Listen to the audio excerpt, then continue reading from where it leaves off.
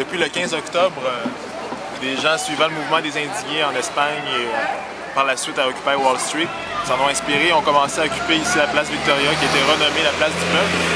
Donc, qui vise, dans le fond, le capitalisme, avec la crise qu'on connaît actuellement, qui privilégie le profit avant les droits sociaux, donc des bons salaires, des bonnes conditions de vie, logement, santé, éducation. Donc, et ici, c'est significatif comme lieu parce que c'est le siège de plusieurs banques, de Québécois, donc les médias aussi là-bas. Et puis le centre de commerce mondial. Et, une des données importantes, je pense, du mouvement, c'est justement sa portée internationale.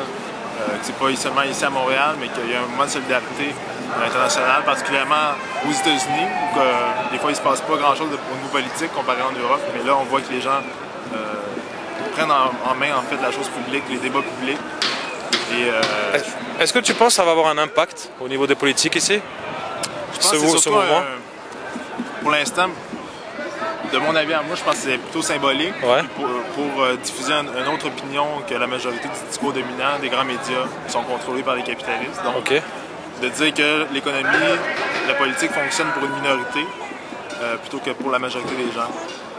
Mais à long terme, à mon avis, je pense que c'est peut-être pas partagé par tout le monde. Il va falloir un mouvement plus fort. Il faut s'inspirer de ce qui se passe en Europe, notamment en Amérique latine ou ailleurs. Donc, le pouvoir, les intérêts des capitalistes ne se laisseront pas faire, à mon avis. Donc, il faut bloquer d'une certaine façon l'économie, comme on l'a vu à Oakland, à la côte ouest, qui a occupé Oakland. La police a évincé les participants, mais une semaine plus tard, ils ont bloqué le port d'Oakland, qui est un des plus gros de la côte ouest. Et là, ça fait mal à leur poche. Et je pense que c'est une lutte de classe, en fait, qu'il va falloir mener. Donc le best là, c'est vraiment d'attaquer au niveau financier en fait, de faire de quoi qui économiquement va avoir un impact. Oui, à plus long terme. À plus long terme. Et aller chercher aussi des appuis populaires. Comme vous êtes dans le quartier Villeray, vous travaillez avec des gens qui ont, je pense, davantage peut-être intérêt aussi à changer les choses, qui apporteraient un côté plus populaire, de mon sens, prolétarien au mouvement. Donc, qui exprimait aussi peut-être une colère différente.